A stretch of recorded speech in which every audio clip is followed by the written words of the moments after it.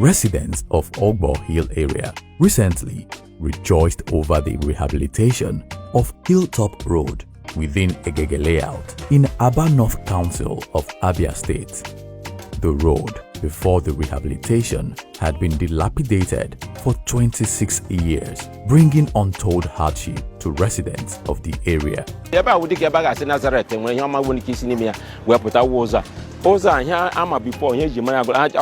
Hilltop, but the others anagaga.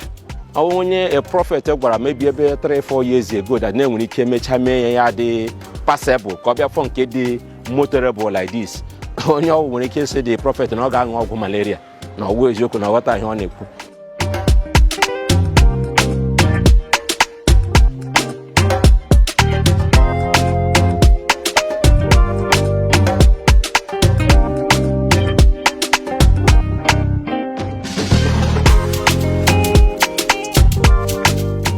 My building sending about that time I was in Kemuna Valley because only got the money did I make birthday gift I get pana.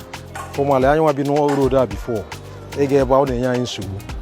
Bemboza and Agayaga. Uzo or my bembo.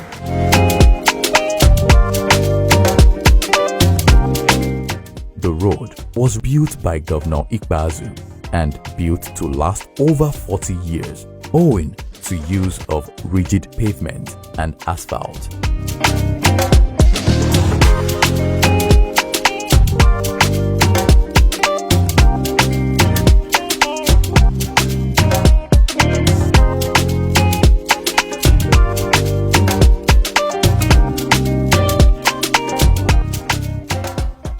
Honestly, Oza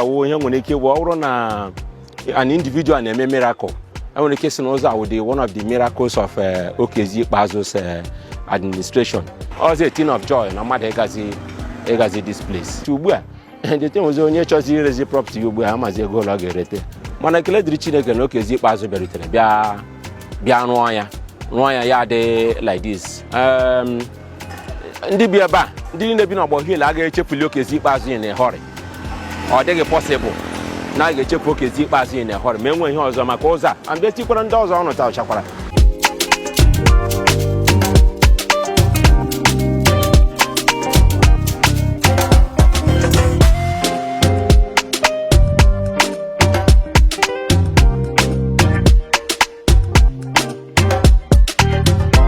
Thank God, I thank Him for young Ichita Miranyos, I all do too.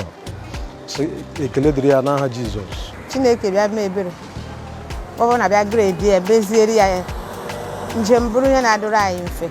Iba bia domma ele odu to. So Chineke gozie.